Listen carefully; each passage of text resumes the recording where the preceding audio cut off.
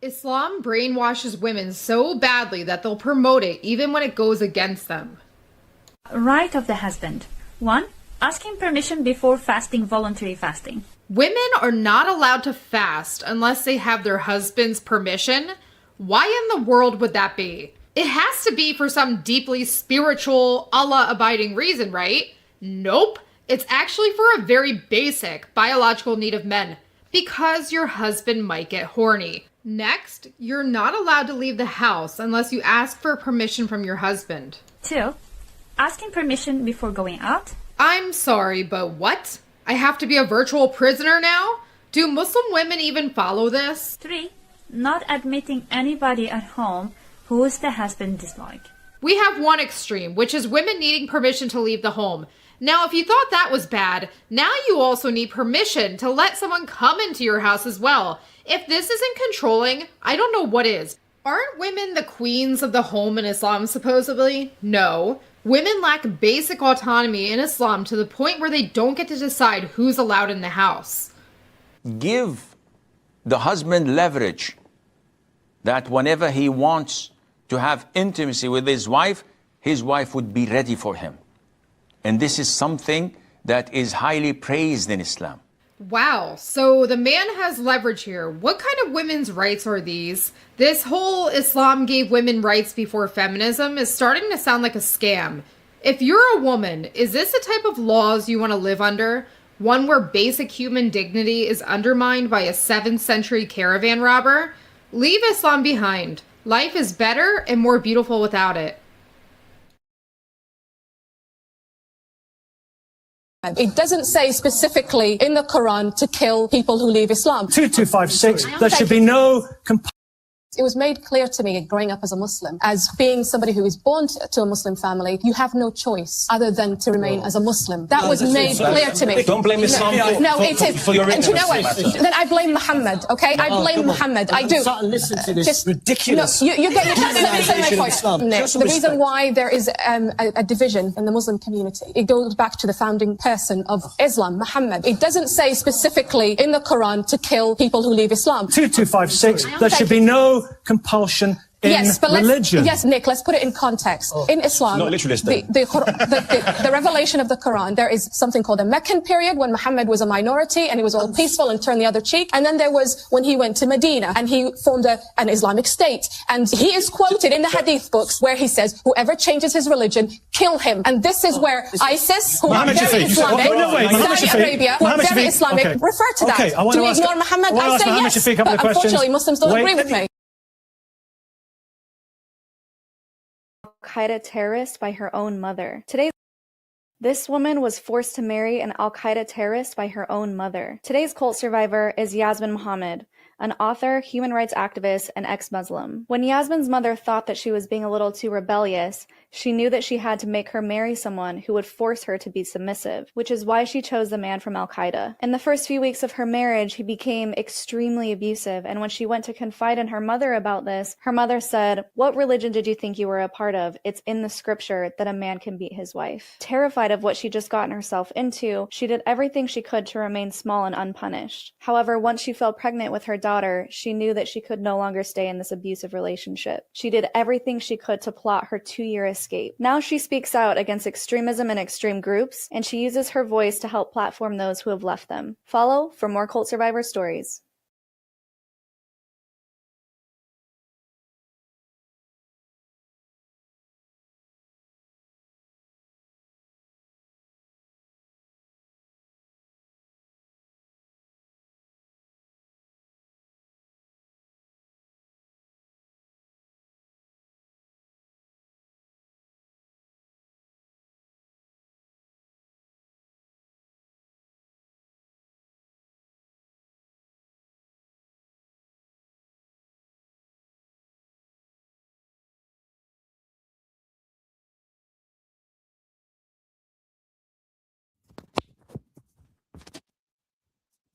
Hear me now? Let me know, people. Can you hear me now?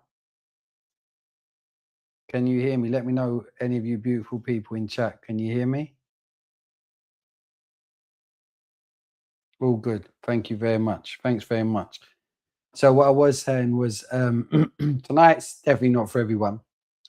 And as you can see, as always, I've got my number that goes across the bottom of this because I've never been scared to take, I've never been scared to communicate with people, whether that's people that have contacted me, which has happened recently, called me every name under the sun, including racist. I don't know how they worked that out. But either way, and more importantly, and I've always, so the first time I worked with the British Army, and this is a true story.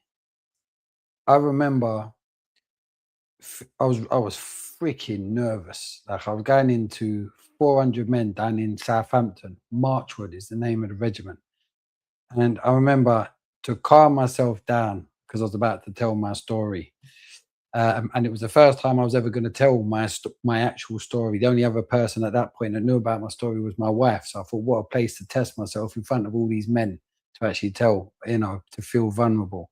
And I remember thinking, I had a conversation with my missus, and she was like, you know, even if one person, it touches them, then, you know, what a massive win. And that's the way I've looked at things in regards to this. I've heard it all. You shouldn't mix politics with football. You shouldn't mix religion with football. I've heard all of it.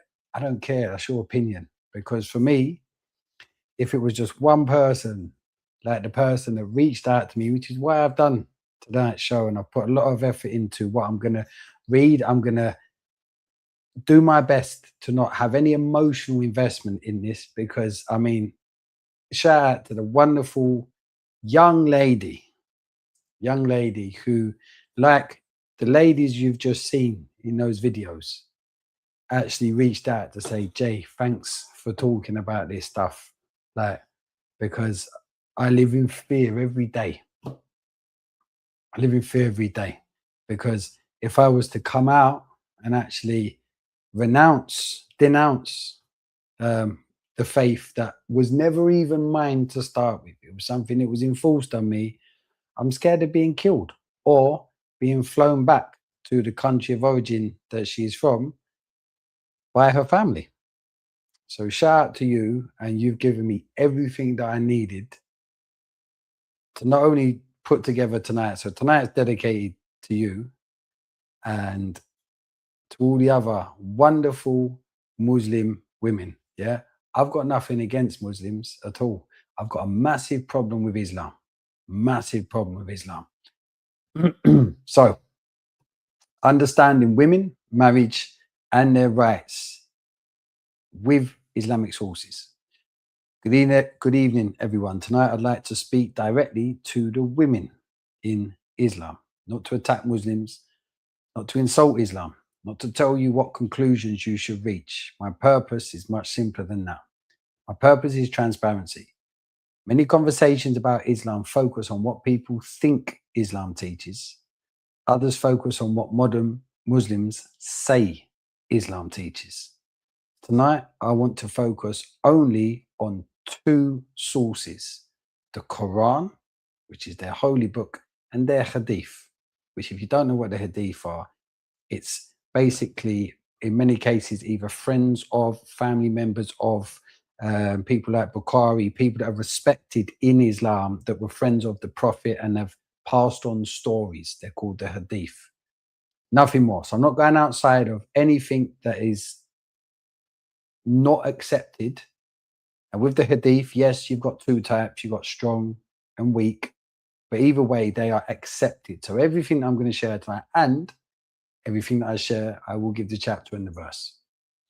Nothing more. So no later scholars, no later legal opinions, no modern interpretations, no modern criticism. Simply, what does the Quran say and what does the Hadith say? And then you can decide for yourself what you think about it. So let's begin. Topic 1. Women and testimony. What does the Quran say? In Quran, chapter 2, verse 282, we read, and bring to witness 2 witnesses from among your men. And if there are not 2 men available, then a man and 2 women from those whom you accept as witnesses. So that if one of the women errs, then the other can remind her. This verse concerns financial contracts. The verse establishes that in this circumstance, two women may serve where one man would otherwise serve. So in layman's, it's seen that two women equate to one man.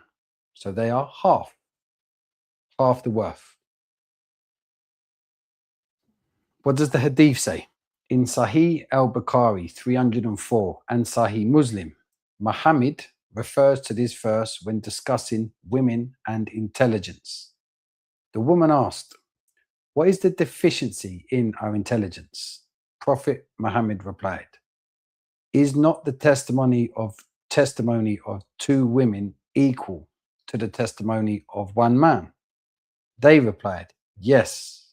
The Prophet said, "That is the deficiency in her intelligence." Topic 2, women and religion. What the Quran says. Sorry, not what the Quran says, what the Hadith says.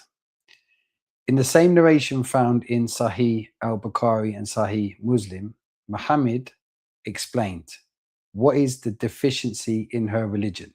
He answered by referring to menstruation and the fact that women do not pray or fast during certain periods.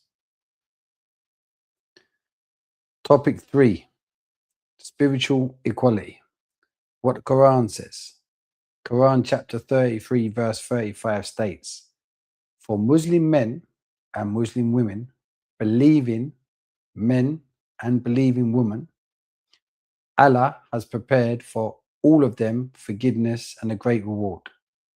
The Quran chapter 9:71 states, "The believing men and believing women are allies of one another." What does the Hadith say?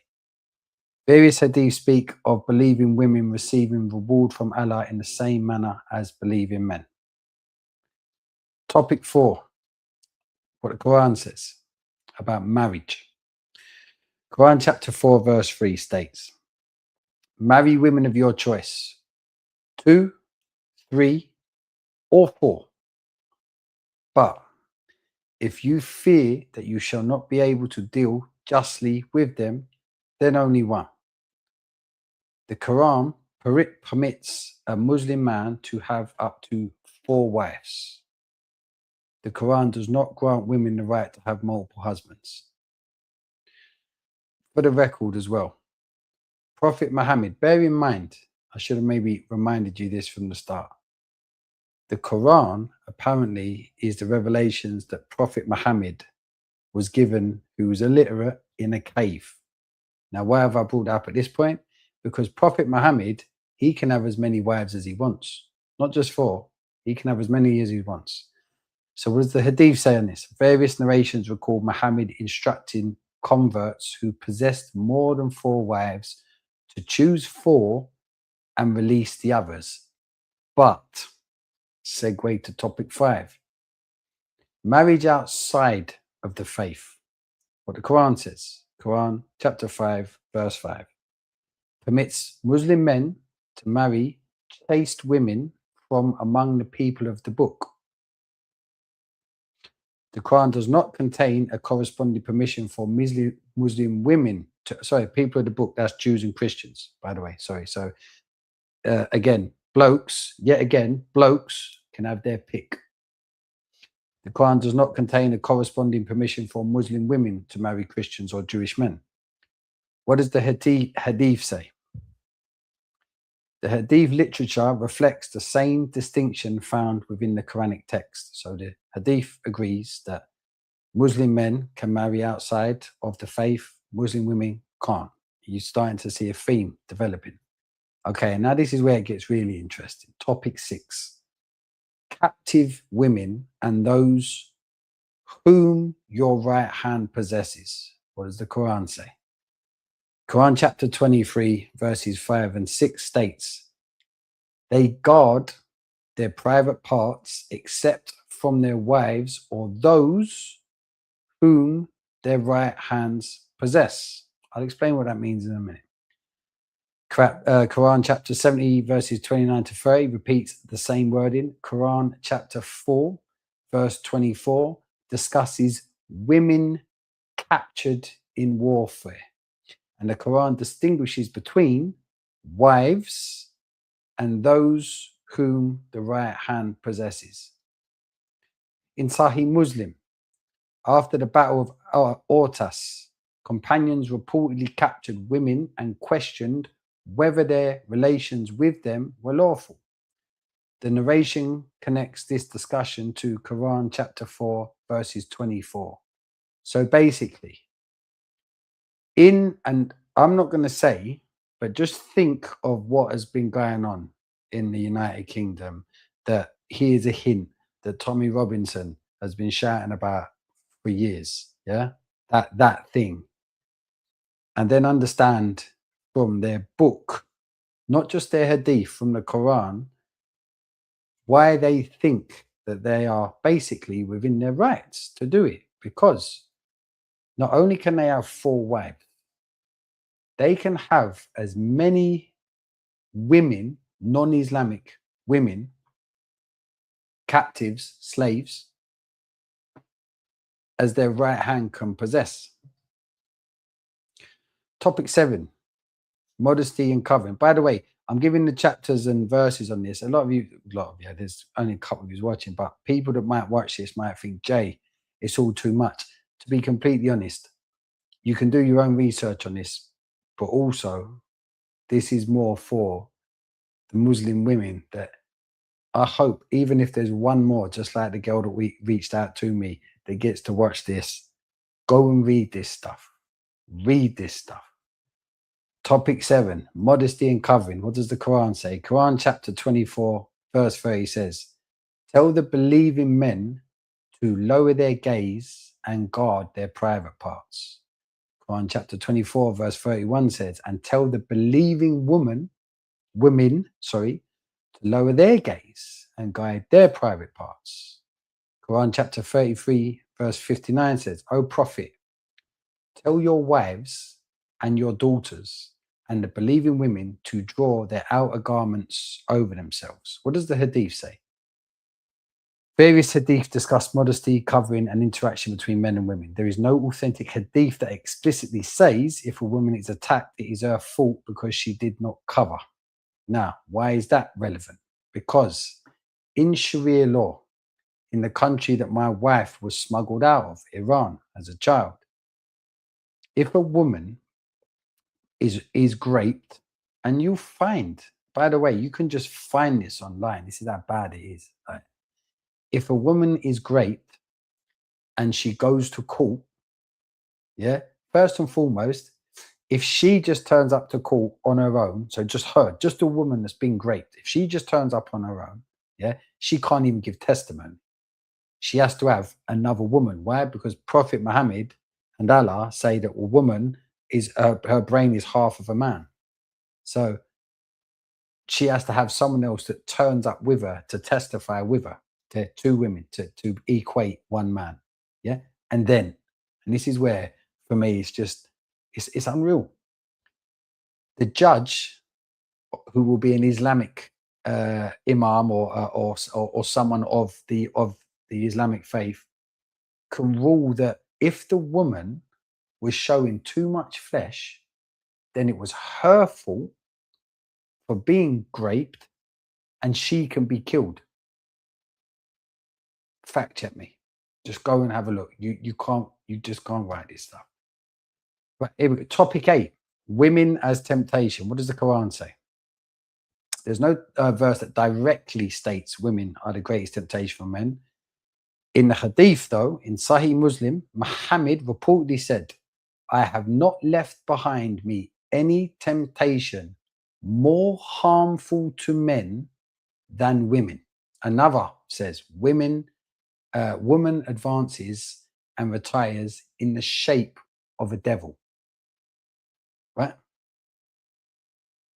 So to put that in perspective, like, are you not getting a theme here that basically in Islam, yeah, the men clearly cannot have any control over themselves. Women have to be wrapped up to the point where they're just letterboxes, because that's how tempting. And even the prophet, the holiest of holy men, he says it. Look, I have not left behind me any temptation more harmful to men than women. Like, I say this to my wife all the time. How can a woman choose to be Muslim?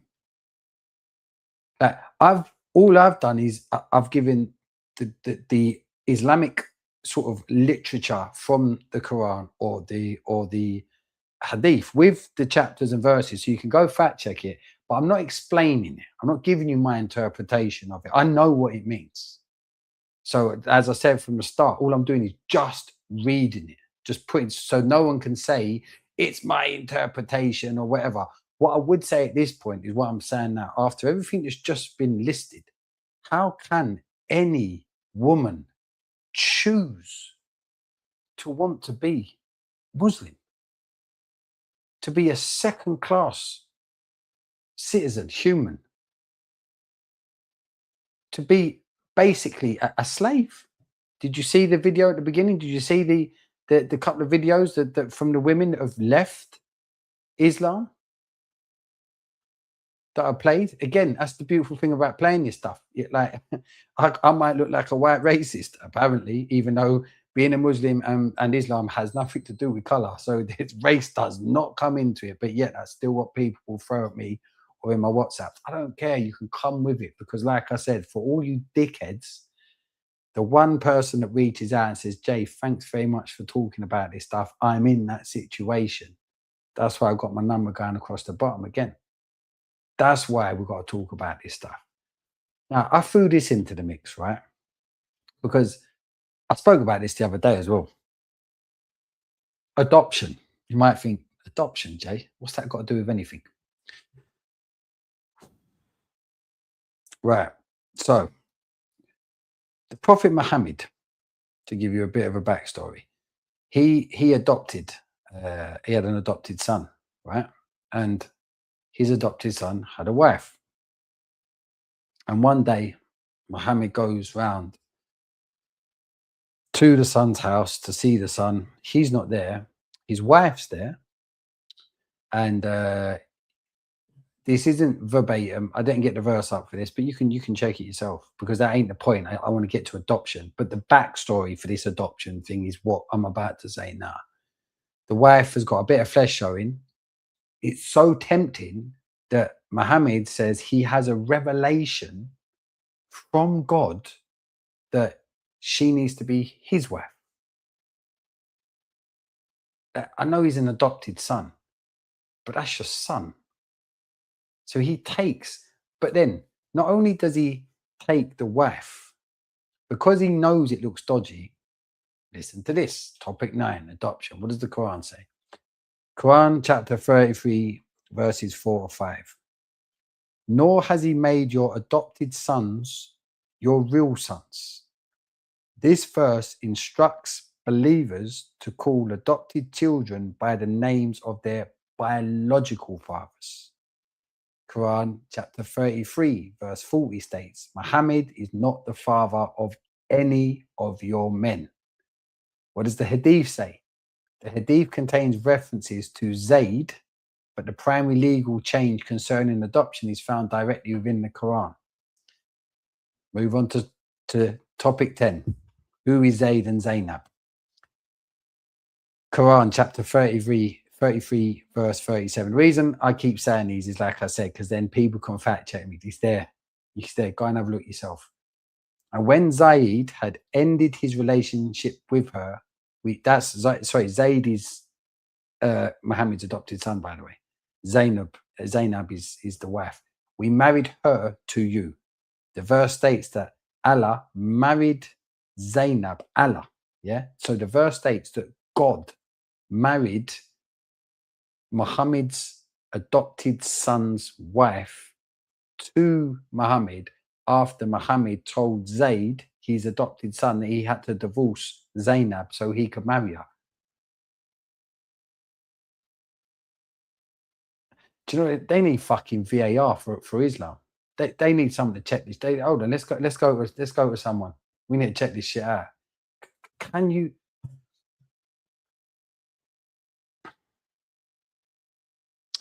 The Quran explains this as demonstrating that adopted sons are not the same as biological sons. What does the Hadith say? The major Sahih collections contain little detail regarding the event itself. Most expanded accounts appear in early Islamic historical and biographical works.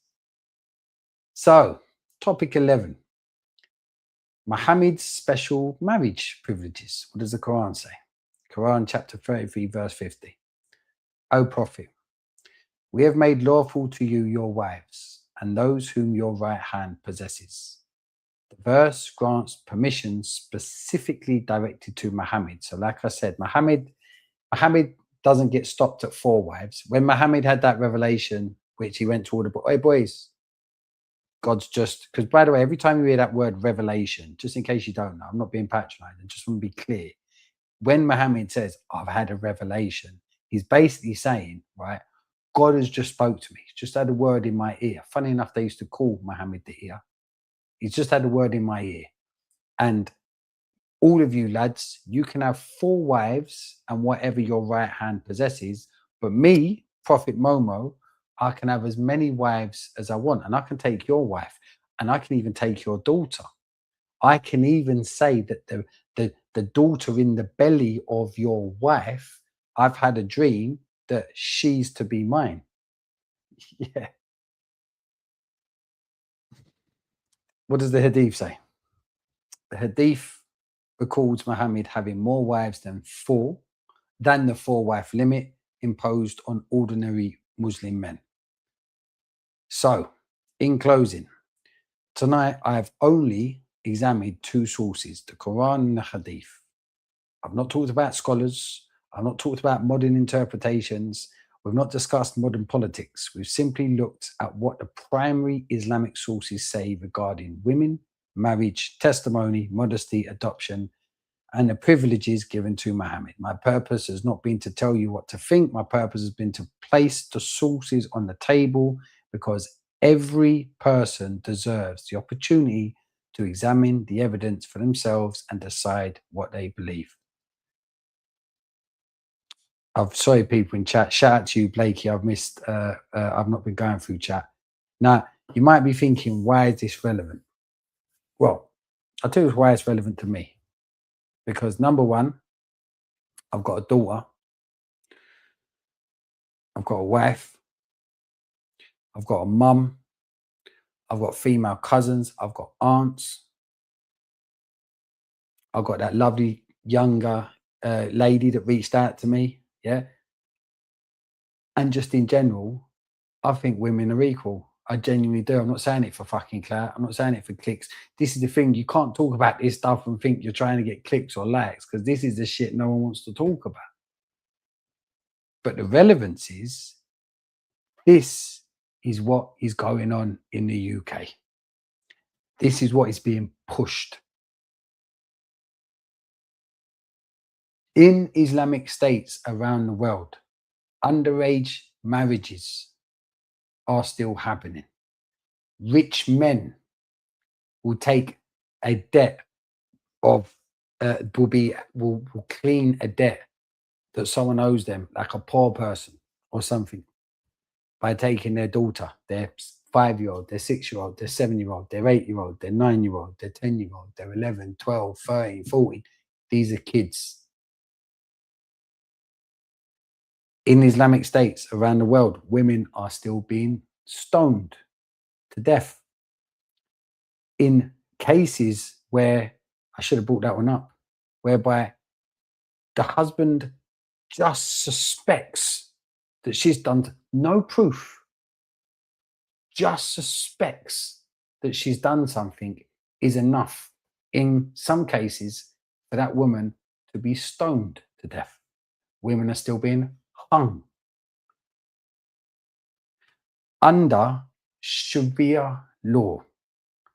That is the Islamic religious law. That is what I'm sure some of you now will have heard of it, not just because I've been talking about it. Some of you would have heard of it because certain places where you live, people are out in the streets shouting and chanting for Sharia law to be introduced to the United Kingdom. This is what comes with it. This is what comes with it. I'm not going to lie. I was in bits when I received that message.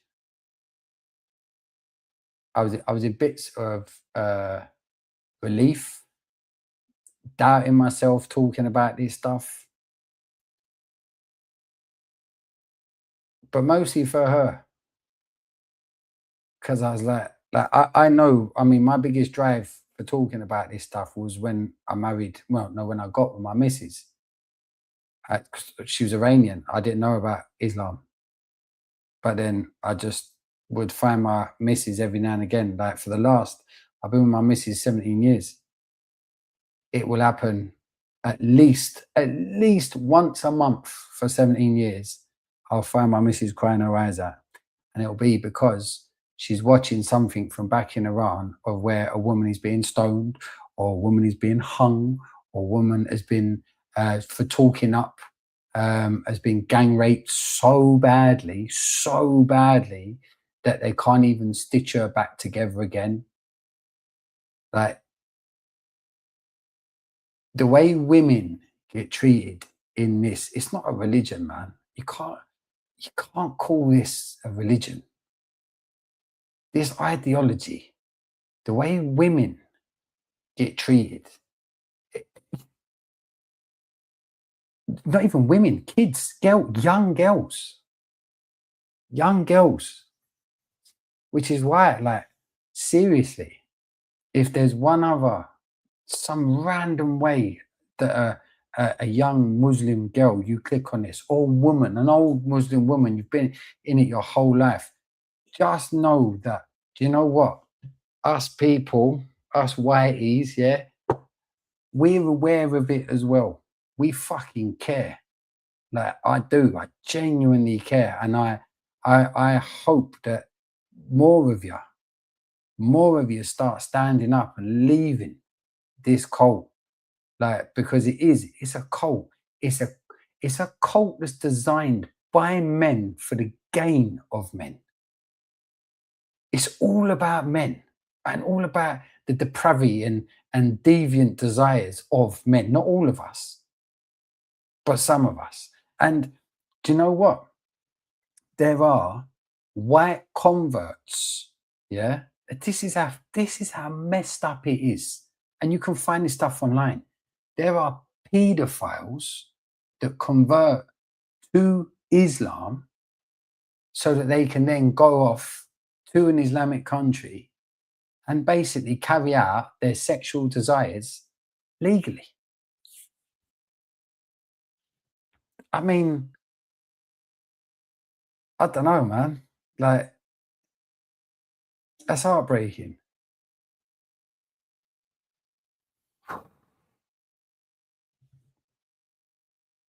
I'll play you a couple other bits before I wrap this up. I really like this young girl, actually. Between my culture, the best part at being able to leave my religion is being able to build that bridge between my culture and my family that doesn't include religion. So I can be my most authentic self with all the flaws and uncertainties that I contain, that when the people I love see the positive energy that I put into them, they know that I do it without the promise of heaven or the fear of hell. Look at, where's she gone? Can I bring her back? Let's just bring her back here. That doesn't include. Look how beautiful she is. Seriously. You know, why would anyone want to cover? Why can't a man control himself that he's got absolutely such a lack of fucking control? I try not to swear to that. That this young, beautiful girl just can't have her face out. She can't have her shoulders out. She can't have like her knees out. And I'm going to end up, I'm going to play this. I'm losing respect for you. And to my family, with how it got violent, it starts with them losing respect for you. Because like first all the mental things, right? And once the respect for another human being is gone, then that's when the physical part starts, I would say. Like dragging me around, like when I was about to leave the house and I didn't look good enough, they would like violently bring me back into my house and at least tell me to like not wear a t-shirt, for example, but wear like a long sleeve shirt, or cover, like if I had jeans on, I had to wear something longer that went over my body, right? And like it started like that, like you're getting back in here, you're not leaving until this and this, and they would lock me in and be like, until you dress better, you're not leaving. Yeah. And that's when it started, right? Then that was like the phase in spring, I would say, and in summer it absolutely escalated. My parents put me, like, it was like a random weekend, I think. They called me into the living room. All my siblings, they were out of the house, right? And then they made like their last, it was like the last straw, like either you're getting married now, either you're dressing more modestly, acting more modestly right now, or you can leave the house. So I was like, okay, this is it. I go upstairs, I pack my stuff. And right when I was about to leave, like, because my father realized, like, oh my God, she's really going to go now, right? She's really going to leave now. He locked me into my room, and with lots of yelling, and it got a little physical as well, because I was giving replies, right? Like I would get like hit a few times and pulled around and thrown on the ground and stuff like that. So like, how dare I do all of this? How dare I leave now? Even though he told me to leave, but yeah, that's how it really escalated. It got very violent, and then I was locked in my room alone with nothing. My phone was taken away. I had no way of contacting anyone, and I was just so fed up. I just wanted to be out of this house, and I opened the windows, and I'm just screaming my lungs out, like, someone get me, someone help me here, please, anyone. And I'm very sure people heard me, but no one came. Like, especially I had neighbors, German neighbors. They know my father, and they know that our father tends to yell sometimes, or gets angry, or that we fight. Like, it's generally in the, like, what the German society knows is that Turks tend to fight like loudly, and that arguments like that are normal. So they didn't engage. They didn't come in and help, right? But I still kept yelling, someone get me, please, someone get me out of here. I'm just, please call the police or something, I don't know. And my parents then saw me screaming. I was taken out of my room, and then we were just discussing, fighting for hours, until I managed to grab a random cell phone that I saw like lying around. I think it was my mother's cell phone that was lying somewhere, and locked myself in the bathroom, immediately called the police, and that's when I got help. Like, so many people heard me. So many people saw I was struggling in the windows, screaming, and I'm pretty sure someone saw me being pulled away from the window too, but no one engaged. Wow. Yeah. Yes. Really, really crazy. Yeah. Wow. But then I managed to call them, and maybe I should mention that as well. Go on, please. It didn't stop there with the crap I had to go through. It didn't stop with the police coming. The police came, then we were separated. First they talked to, like, I think one police officer talked to me, then the other talked to my parents, then they switched up and so on. And then later the police tells me, okay, you're about to take your stuff now and you're about to leave. I was like, okay. but your parents are so worried, and it's your culture, and you're opposing their culture. And then they were like telling me I should not stop contacting them. They're so worried about me, and they're only doing this because it's in the culture, right? They were normalizing what I just went through because I'm Turkish. Yeah. So whatever. I just didn't even care about the police officers anymore. I just left. Yeah, with their help. Yeah.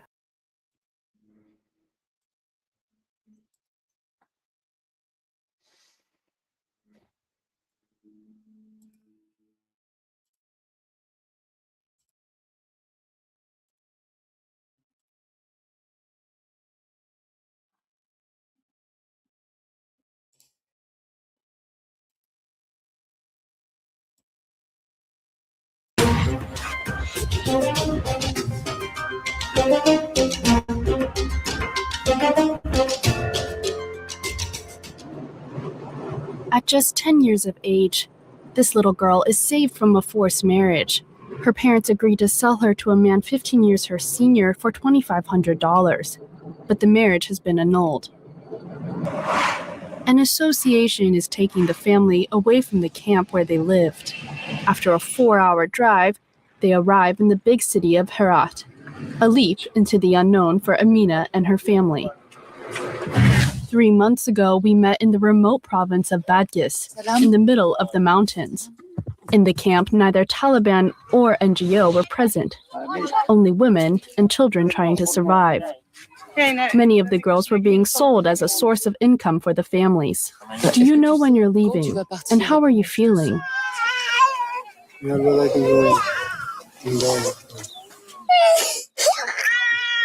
Do you feel ashamed for selling her when you see her crying like that? It's because our children are starving. I have no other choice. Today, Amina and her family have been relocated. Her father welcomes us. Comment vas-tu? Ça va? Tu vas bien? Moi, c'est نعم مش مساء. Tu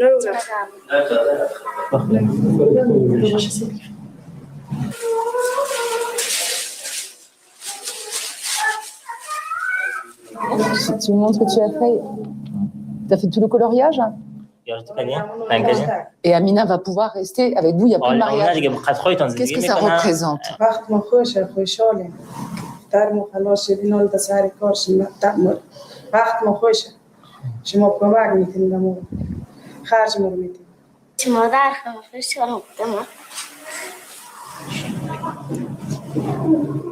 Today, with the aid they've received from the association Too Young to Wed, the family can dream of a better future. We are going to do our best for you. Together with his colleagues, Aziz Tawakkali managed to have the marriage annulled. They were the ones who helped the family leave the camp. Can you explain to me? Maybe we go. Okay. Because it's complicated again. To go further into detail, Aziz brings us into the living room to speak discreetly. It happened under the supervision of the imams in their neighborhood. To annul the marriage, we had to promise to help the father find a job. We had to sign a written agreement that the father must reimburse the husband within a year or 2. The organization treads a delicate balance, working to find a solution for families, but never buy back children directly. They fear parents could be tempted to sell their children to get more aid. In the camp where Amina lived, we met another family, a very different situation. 4-year-old Sabera was sold by her mother for $500 to a couple who could not have children. I had to sell her, even though I know that no one should separate a mother from her child. How could I give away a little girl like her? All of my children are going to starve to death. Sabera has been reunited with her family. Thanks to the association, the adoption was cancelled. Today, the little girl goes to school in Herat for the very first time.